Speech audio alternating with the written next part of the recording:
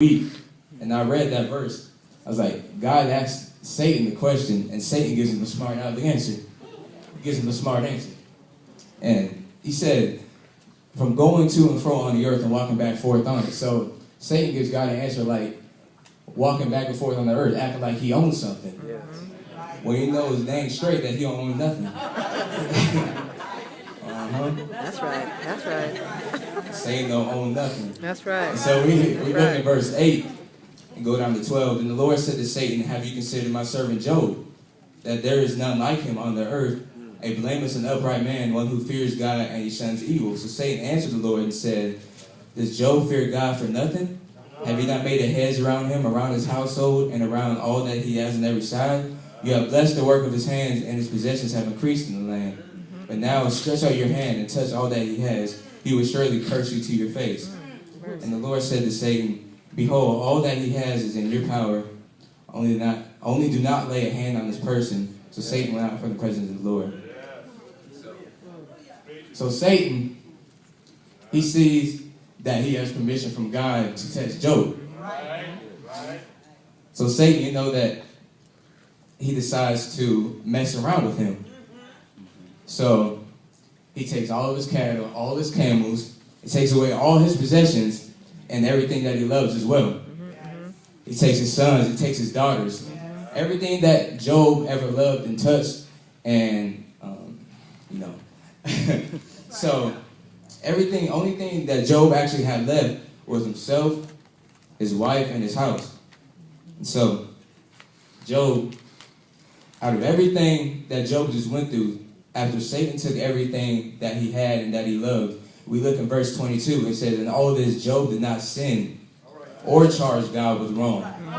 So this was actually Satan's first failed attempt to get Job to jump off sides. So I don't know if all of y'all are going to watch the Super Bowl this Sunday, but as we look, if you watch NFL at all at any time, there's the quarterback and the offensive line, and there's the defense as well. And so the quarterback is the one that initiates the offense. And see, Job was on the defense.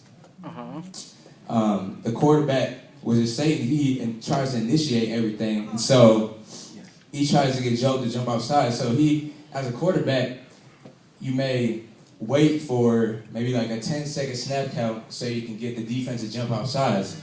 But Satan did it. Job did not budge. Job didn't move. Instead, he gave worship and praise to God, and he did not sin against God at all. So this was Satan's first failed attempt. This was Satan's first failed attempt to try to get Job to jump outside. So from faithful to unfaithful. So this was the first mess that Job was going through. So Satan sees that his attempt has failed, so he decides to mess with Job again. So Satan gets permission from the Lord to test him again. So Satan strikes Job with painful boils from the sole of his foot to the top of his head. And when I think about boils and everything and stuff like that, I thought to myself, like, there must be like some painful big blisters and everything that must have been all around his body and everything. And turn with me to Job chapter 2, verses 9 through 10. Then his wife said to him, do you still hold fast to your integrity, curse God and die? But Job said to her, you speak as one of the foolish women speaks. Shall we indeed accept good from God, and shall we not accept adversity? And all this, Job did not sin with his lips.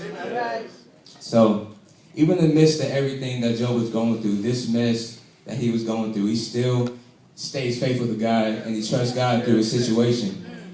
And he just simply just told his wife, so we just accept good from God and not accept the bad times? And so I honestly know that if we did not go through any bad times in our lives, we wouldn't take time to appreciate the good things the Lord has done for us.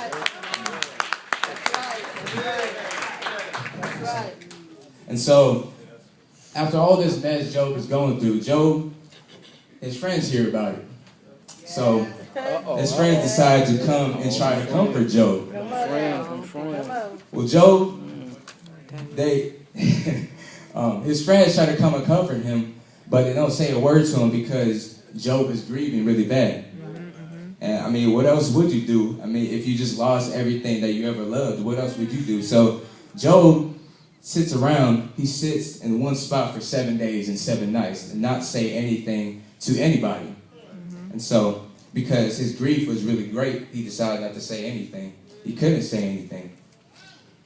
So as we look in, after the 7 days and 7 nights, we turn to Job chapter 3, verses 1 through 3. After this, Job opened his mouth and cursed the day of his birth.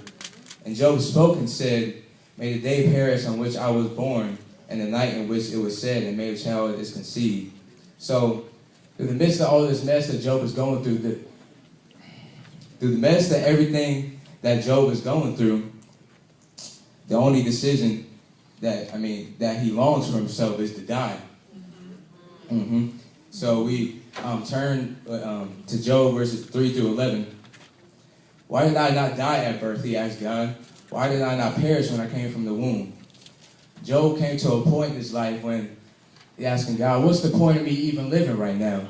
I lost everything I ever had. What's the point of me even living? I just want to die. I just want to die. So he asked God, why didn't you just kill me at birth? When I came from the womb, why didn't you just strike me right there? But the Lord still had plans for Job, and he